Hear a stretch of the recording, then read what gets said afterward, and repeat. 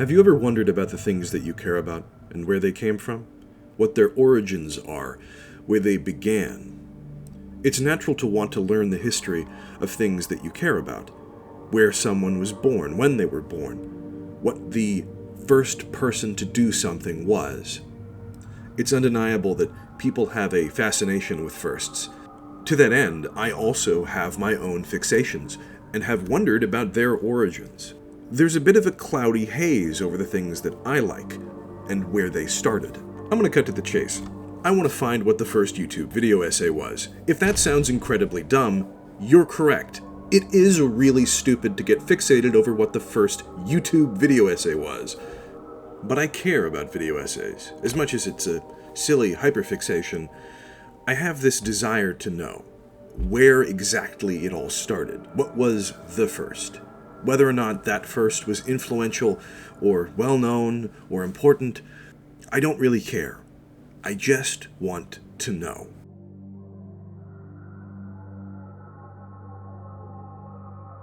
It's hard to nail down firsts of any given thing.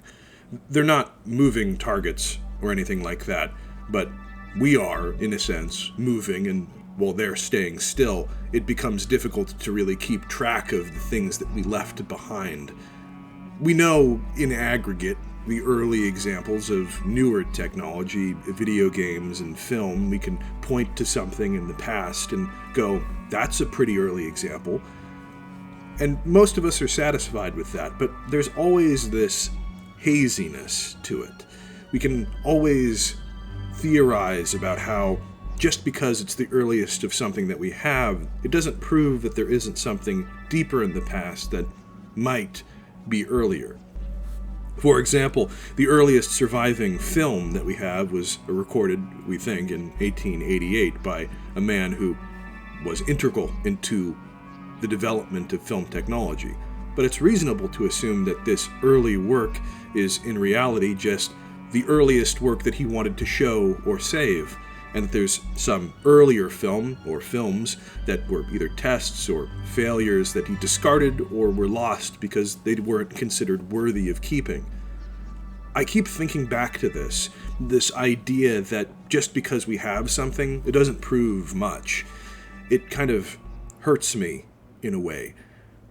There's so much stuff that I love that I know isn't truly the beginning of any kind of movement or artistic expression, but feels old enough to have been significant or worthy of keeping.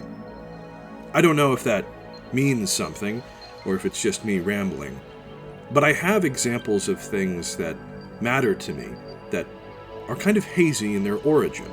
I like video essays a lot. I think that they're probably the most compelling type of stuff that's coming out on YouTube right now, and I know that that's very subjective, but I truly feel it. There are so many examples of people making interesting content that is both informative and entertaining on the site right now, and many of them exclusively being video essays.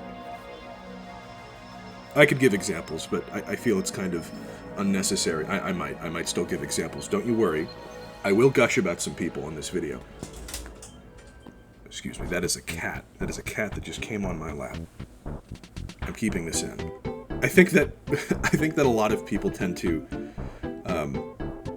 just watch what they see and not really consider the origins of their favorite things. Because why would you? It's not particularly helpful to dive back into the past and see the unfinished inner workings of whatever beautiful thing that you're now enjoying. It to a degree, can kind of rob the mystique of some glorious work. Seeing how the sausage is made, I guess, would be a relatively apt comparison. It's not pretty most of the times. You kind of lose a level of mysticism within the creation of art, seeing how it's constructed. But I think that at least looking further and seeing what the first of something is, its inspirations, can still retain a lot of that mystique. To that end, video essays have had a storied history, but one that is oftentimes obfuscated by our own inability to keep what should be kept. For example, a lot of stuff in early antiquity, writing, art, was lost due to entropy. We don't know what the first story ever written was. We probably never will. We have ideas of very early works, ideas of ancient stories that extend back 5,000, 8,000 years, like the Epic of Gilgamesh or something to that nature. But even that work is not the first of its version. There are many different stories that have been roped into that narrative. And understanding that and trying to find earlier examples in that eternal quest to find the first can tell us more about that story and how it was made and the artistry behind it than simply enjoying it and ignoring anything else. So I suppose that what I'm trying to say is that finding early works, finding some pivotal axiom for which newer works kind of rotate around, is important and can embolden your enjoyment of something much, much newer. So what about video essays specifically do I need to search for? Well, it's not particularly difficult to find the earliest example that we know of a video essay. It's a film released in 1922, a silent film called Hexen. It's not great, but it's there. You can watch the entire thing on Wikipedia, I think. I need to double check that. I didn't watch it on Wikipedia, but yeah, I think there is an embedded video player that just has the whole thing. It doesn't have any sound, so you don't really need to listen to it, but it's there, it's present, and it was described by contemporary critics, as in critics in 1922, as a film essay, which is pretty direct, I think, as an earliest example. 1922, of course, was not the origin of film, as I said. Previously, 1888 is the earliest example of film technology being used, but at least commercially and publicly available video essays, that's the earliest. But in terms of the video essays that are still culturally relevant today, I think you could probably look at Orson Welles' F for Fake, released in 1972, or 3. I'll put a thing on the screen here to verify which one of those years is correct. But many people even now take inspiration to the structure that Orson Welles brought in that film. Ladies and gentlemen, by way of introduction, this is a film about trickery and fraud, about lies. Very famously, Every Frame a Painting directly cited it as a key inspiration to their work. And of course, if you know anything about video essays within the early 2010s, Every Frame a Painting inspired many, many people. To say that F is for Fake is influential would be incredibly understating it. F is for Fake is incredible, and a great movie. I think you can watch it on YouTube, although I don't know if that is just a bootleg upload, so for legal reasons, don't do that. You shouldn't do that. It's probably against the law. It's probably against the law. You should probably not do that. But you probably could do that. Not that I'm saying you should, but you could probably do that. But that was 50 years ago. F is for Fake is comparatively ancient compared to, any modern example of YouTube video essayist stuff. It's far and gone, completely outside of the realm of both my relative existence. I'm not anywhere near old enough to know what went on in the early 70s, and I don't think many people watching this probably will be. And if you are, hi, hello, hope you're doing okay. It just seems so insulting. But I don't imagine that many people who care about video essays now necessarily watched films from the early 70s and became enraptured with the idea of them there. I imagine that if you care about video essays now, you probably started on YouTube. You probably watched one or more popular creators like Jacob Geller or Wendigoon or Every Frame a Painting, as I mentioned previous, and fell in love with the concept and form that they give to ideas.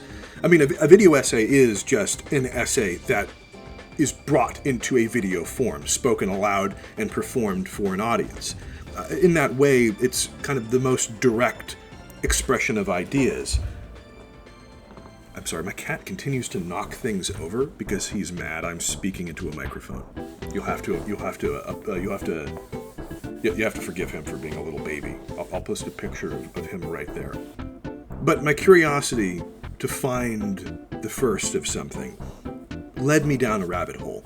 It led me deep into my past to try and find the earliest surviving example of the YouTube video essay. Because I feel as though that video essay on YouTube specifically has a level of significance that was never attributed to it or afforded to it in regular film. F is for Fake, for example, despite being amazing, was not a massive commercial success. It was well received, but had an incredibly limited screening, and broadly speaking, it only got a reevaluation in recent memory. And even then, it's not like a cult classic by any degree. It's just kind of a movie that's really good that some people, like myself, kind of get hyper-fixated over because of its structure and its relevance towards our new, modern fascinations. I've been around on this site for a long time. I originally started using YouTube as a little tiny baby child. I had unrestricted internet access as a kid, which did unspeakable damage to my mind, but also gave me the insight to talk to you about early examples of this particularly new burgeoning medium of expression. To that end, I had an ability to look and see at considerable amount of early work that influenced me. Even then, it's incredibly difficult to draw on those memories and put forth a concrete first-hand account of the early examples of YouTube Cat.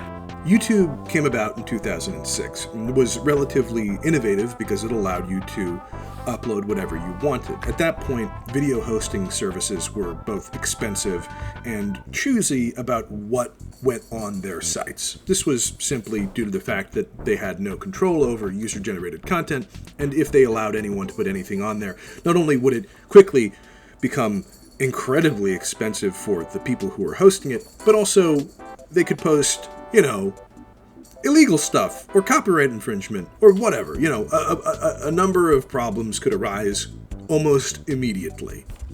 As a result, YouTube being an early example of just whatever, post whatever you want, was a considerably massive departure. So YouTube essentially allowing anyone to post whatever they wanted was a very unique experience, especially in the early 2000s. It meant that you had a direct line of access. Is that picking up? Is the toy picking up? Fuck. It's just going crazy over there. I'm sorry. This microphone is not good. I'm not going to fix it. So there's just going to be cat noises in the background. I'm going to try that take again, and we're going to see which one I like better. So YouTube had this incredibly interesting model of just allowing people to do whatever they wanted. This ended up kind of biting them in the butt later on, just due to the fact that people would upload stuff that other people owned. It ended up causing a massive amount of legal problems for YouTube. It almost ended the site outright, but thankfully, due to horrible draconian copyright laws, it didn't have to happen. Thank you, Digital Millennium Copyright Act, or whatever. Love that. Love that for us. But the site exists now because of it, even though the monkey's paw did in fact curl and create this hell site that we kind of call home. It's around, and I'm here, so that's something. A lot of early work, though, was incredibly short form, and not scripted most of the time. The scripted work that did exist was often comedic in nature, which is about as far away as you can get from the dry doldrums of people talking about, I don't know, murder or lost media or something. I mean, I guess we can make funny shit, but it's really not the same deal. A lot of early work was either non-scripted or scripted skit-based content. And due to the nature of YouTube having a hard limit of about 15 minutes during 2006 up until 2011, you were more or less going to be seeing the same general form of content. If there were video essays early into YouTube, they would either need to be very short or broken up into small chunks, multiple parts. Now, you might think, well, that's not the end of the world. If you have a very long video essay, just break it up into however many parts that you need. The problem with that is that YouTube at that time was not particularly good at maintaining a clean and readable way of getting from part to part. And unless you had some playlist or way of linking one to the other, you could easily have someone watching something get lost along the way, and they could end up getting a completely disjointed experience when watching whatever given piece of content that they were trying to see. As a result, people tended to just keep things pretty short, and it ended up working out for the most part. But there were people still making video essays, even though that they kind of lend themselves to a longer form. An early example of video essays that weren't necessarily on YouTube, but were around in the same circle of video hosting within that time period, were Game Trailer's retrospective series. If you remember this, it's a defunct site that went the way of the dodo in 2015, but was relatively well known before then. And they had a bunch of journalists that worked on video content, and was actually, I believe, the host of the Angry Video Game Nerd for a while through Screw Attack. I remember using Game Trailers a lot in the early 2000s. But they had this video series called Retrospective, which went into some depth about the development history and release schedule of various major video game franchises. They started putting out work around 2005, but most of their stuff is incredibly short form, and is obviously more in line with journalism than it is to an essay. Although it is something similar to it, it isn't quite the same. And it also isn't on YouTube, so it really doesn't help me, although it is an early example of the type of work that I did end up really liking later on in life. It doesn't really count. So, what is the earliest? Well, we can go from now into the past. We have people like Jacob Geller and Wendigoon and whoever, but those are relatively recent examples. Many of those people taking their start around 2018 to maybe 2016. Well, if you go back a little further, of course, you have people like Every Frame of Painting, Nerdwriter. You have people like Vsauce, if you consider his work to be a video essay adjacent. Going back even further, you have people like Mr. B-Tongue and Super Bunny Hop, video game analysis channels that are incredibly relevant and important even today. They had videos that, at their time, were the longest I'd ever seen. I remember thinking that the critical close-up of Metal Gear Solid 3 by Super Bunny Hop was like outrageously long when I first watched it, I think around 2012 or 13. That video's like 45 minutes long. That's a drop in the bucket. It's nothing. That's peanuts. I've watched 7-hour-long videos about video games I hadn't played, like multiple times. But those examples, even the earlier examples, they tend to stay around 2010, or at least after 2010. The site had 4 years prior to that in which a video essay of some variety could have existed. And it became incredibly apparent that the archival work of early YouTube is terrible, really quite poor. There are so many videos that I probably remember seeing that just do not exist anymore. It's not like I'm saying that they're culturally significant. A lot of it was just kind of kids messing around with cameras that I watched when I myself was a child. But they're gone now, and it kind of hurts to know that they're probably gone forever, and that I don't even have the faintest idea of what those videos were, who made them, or anything of the sort, but they're still in my mind, and the knowledge that I can never re-experience parts of my childhood hurt. But as I flipped through my mental Rolodex of videos that I watched within the mid-2000s to find anything that vaguely resembled a video essay or something like it, I started to form an idea in my head of a memory about a guy talking about Half-Life 2. Now, why did this specifically jump out at me?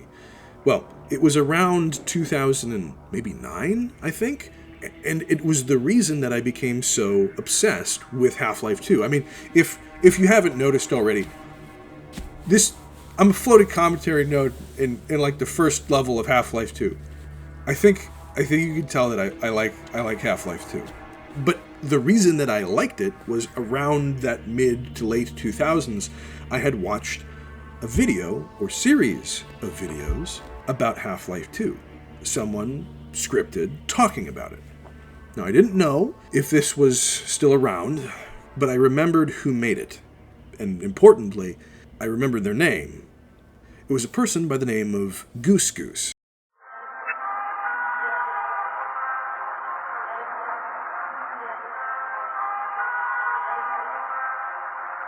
He was a British guy. He had a YouTube channel, a website, which I remember. He was an artist. And so I looked up what I had. I looked up GooseGoose Half-Life 2, and the first thing that came up was the video. Incredible. 2011. Shit. That's pretty late. I'd watched video essays that easily came out around 2010, so this obviously wasn't what I was looking for. But then I realized something. This was not the original. I clicked on the video and looked at the person who uploaded it, and it was not GooseGoose. And the description went into detail as to what was going on.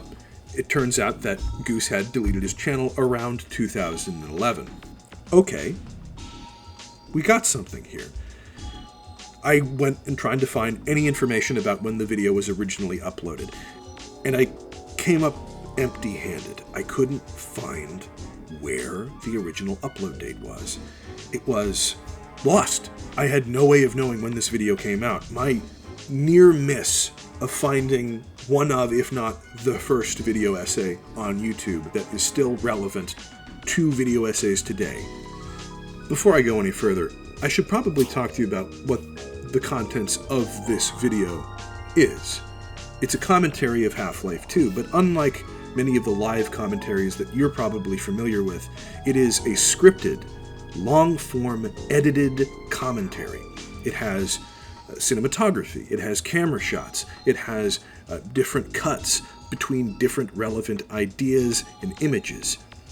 And the commentary itself is excellent. We live in a culture in which video games are swiftly becoming the standard in narrative fiction, outstripping film and literature in both terms of popularity and sales. Now, I'm a traditional artist. In fact, I'm a figurative oil painter, and I do not think you can actually get more old-fashioned than that. Yet, despite being so anachronistic in so many ways, or perhaps even because of it, I do not fail to see the influence that video games have had on our collective conscience. To say that a video game is nothing more than a game or cheap entertainment is simply failing to understand the scope of this media. A video game is a work of art, the same as a novel or a film. Yet what separates video games from these other artistic media is how completely integrated the audience becomes with the work. Video games, by their very nature, are completely interactive, and in playing them, you become a piece of the artwork itself. It's much better than mine right now. It doesn't feel particularly off the cuff, but it doesn't feel particularly scripted either. It's this nice middle ground where it feels like someone is speaking to you earnestly, but speaking in a way that is far too good to be unscripted. It's essentially a guided tour of Half-Life 2, going through the game chapter by chapter, talking about their feelings about everything that they see, anything relevant to them, their life, how the art of the game affected them. And it was incredible, genuinely incredible. The total runtime of the video is about 2 hours long, and it was recompiled into a singular big whole video to watch all the way through. The individual parts were also re-uploaded, but the big stitched together one is also present. But interestingly enough, there's actually a remaster of this video, because the original was shot in 1480p or some low definition. So not exactly the cleanest of watches today by today's standards, but that re-upload that has a higher frame rate, higher resolution. The audio is still kind of bit crunched and compressed, but I think it adds to a certain charm that it has. It still makes it feel old and found.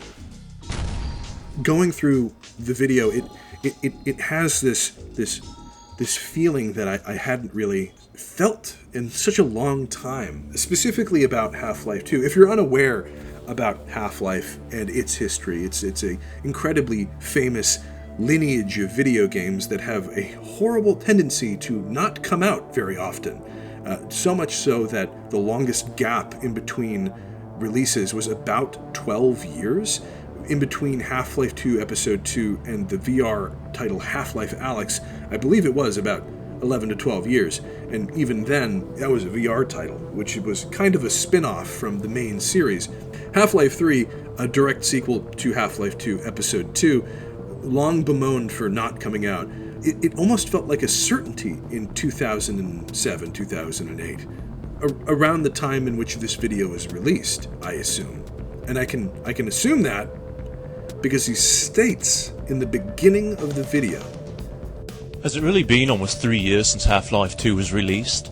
Now, that's a big get. I originally thought that I had to have no way of knowing when this video was initially released, but this plants it directly in line with a very particular date. It plants it right in the cusp of 2007 to 2008, which is really, really early. 2 years after YouTube came into existence, GooseGoose created this video that is still so relevant to modern video essay work. Honestly, it feels like a progenitor of pretty much every video essay I've watched on this site that's worth a shit. I mean, it's got everything. It's heavily scripted, well edited. It has a level of familiarity, a warmth to it, a friendliness that I feel is almost necessary when making something like this. And it's all there. Around 2007 to 2008. 15 years ago. Wait. 17 years ago. I'm old. I'm an old man. I'm going to be turning to dust soon. But the idea that something like this existed so long ago, it's staggering. Much like some of the ancient work that we've seen in antiquity, the Epic of Gilgamesh, the Iliad, the Odyssey, there's a degree of relevancy, even today, about so much of that work. It feels kind of odd how much humanity hasn't really changed. And even 17 years feels like a long time. I mean, 17 years isn't as long as the millennia that separates us from some of the early works of Homer. But it still feels long. I mean, you would imagine that that level of distance, it should at least engender a degree of, I don't know, newness, degree of difference between modern works. I mean, video essays are not new, but at least on our platform are only a couple of years old. The idea that this man, so early into the life of this site, was able to formulate and create this piece of art that is arguably comparable to works of incredible aptitude and skill of today, it shocks me. GooseGoose also has a candor to him, specifically about his hopes for this game that he clearly likes. Half-Life 2 clearly means a lot to Goose, and he feels hopeful about the future of the franchise. Now, if you're a Half-Life fan, hope is probably something in short supply. Half-Life has been kind of dormant for a long time. Even with recent releases, the distance between Half-Life Alyx and now is starting to grow pretty long in the tooth. But Goose here is hot off the heels of Half-Life 2 Episode 1 and knows at this point that Half-Life 2 Episode 2 is about to come out. If you aren't aware, Half-Life 2 had a series of pseudo-sequels in the episodes. There were originally supposed to be 3 of them. The third one ended up never coming out. So, Episode 2, the one that Goose was patiently awaiting, and that would arrive, he was looking forward to it. And he had no illusions that Episode 3 was short on the way after that. I can't imagine being in that position. I started playing Half-Life after Episode 2 came out. My wait never ended. I was waiting for Half-Life 2 Episode 3, and then eventually just assumed that they were making Episode 3 into Half-Life 3, and that never came out. The jealousy I feel for this man is very large, but I keep coming back to it. ever since I rediscovered the video, I've been watching it over and over again. In the background while I'm doing other things, while I'm washing dishes, while I'm doing chores. Because the sound in his voice, it's hopeful. So, we depart Half-Life 2 just as we entered it, a hapless victim of ambiguity. Clearly there will be a sequel to this, right? I just hope we don't have to wait a year and a half to find out what happens. God, I hate cliffhanger endings. I don't have a lot of hope for a lot of things right now, but the idea of knowing and being correct at that something is coming, and then sharing it to people you don't know on a site that's in existence for 2 years, and doing so well, it makes me feel a warmth that has been absent from my heart for a long time. I started reminiscing about this video as well. I realized that I probably watched it as a child, around 10 or 12, and that by watching it I had kind of immediately gained a taste for the video essays of today. And the unfortunate part of that is that the video essays of today did not broadly exist in 2007. Goose's work is so anachronistic in that way that I think it ended up hurting me. I remember scouring the internet for stuff similar to this, not really knowing where that feeling came from. I probably found a good portion of the content that I like now in the early 2010s because of the work that Goose did here.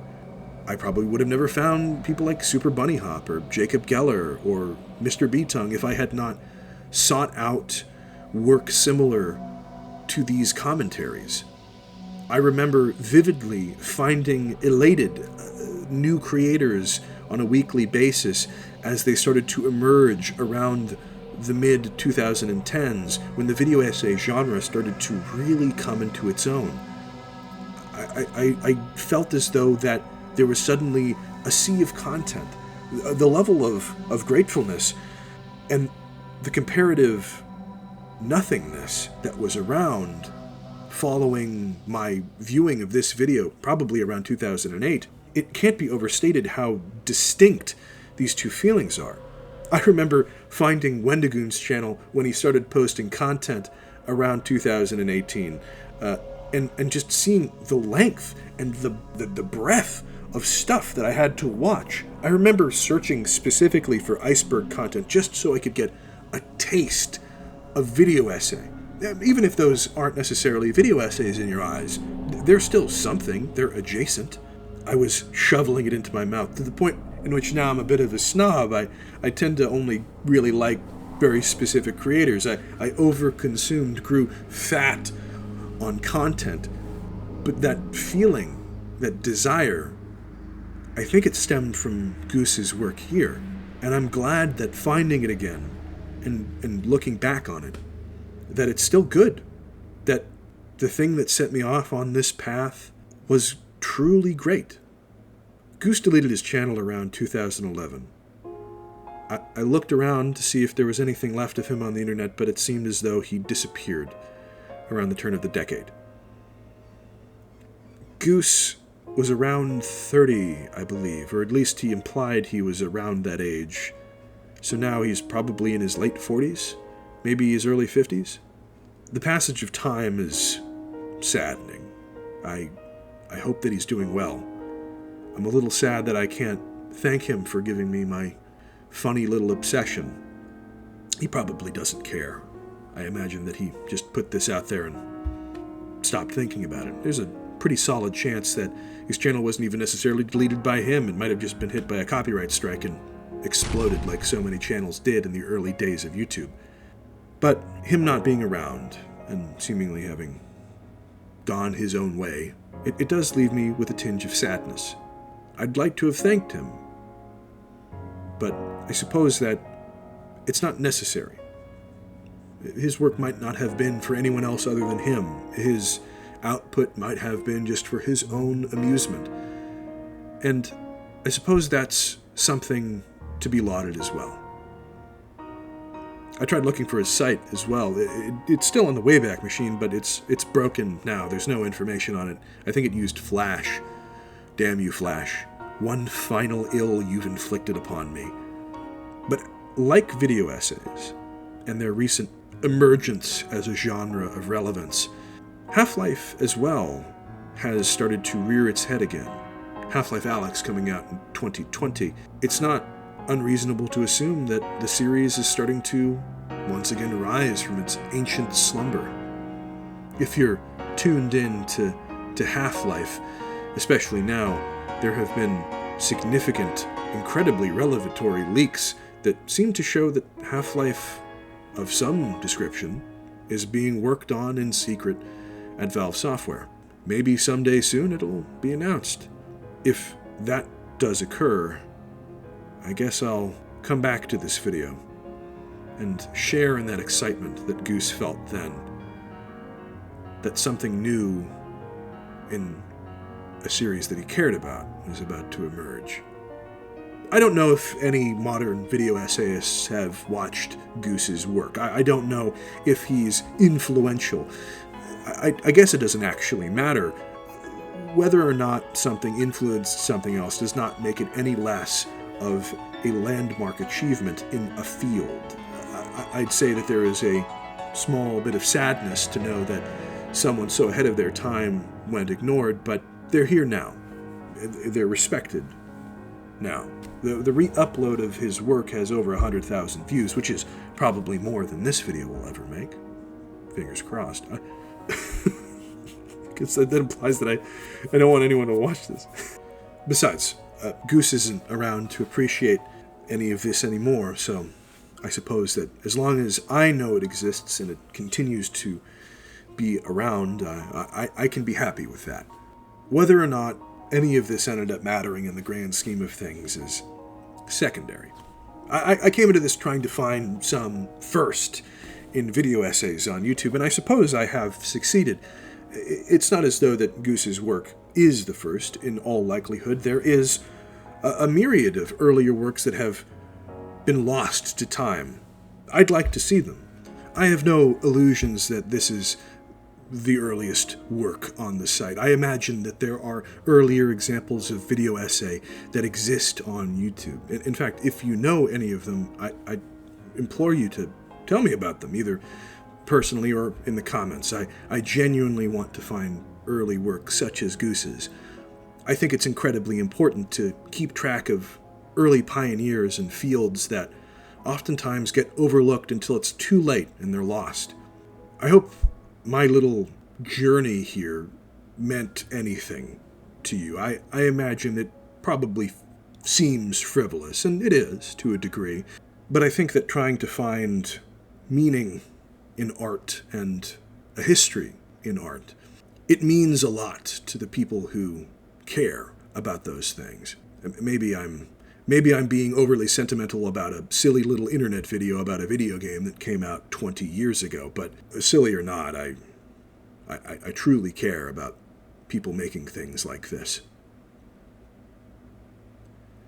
Well, if you enjoyed this, I'd appreciate you sharing your thoughts and feelings on similar things. Videos that you saw in your past that may have become lost, or maybe ones that you rediscovered over the course of your life. I think that sharing these things, these feelings, ends up helping preserve a lot of the things that would otherwise be lost. I imagine that Goose's videos would have been lost if not for the passion of the people who loved them all the way back in 2011. And if you enjoyed the video, maybe give me a like. Smash it, even. I guess. I don't know if I plan on making any more videos like this. I have other ideas. Either way, if you came this far, I thank you. It means a lot for anyone to listen to the words that I say. And hopefully you have a good one. Thanks.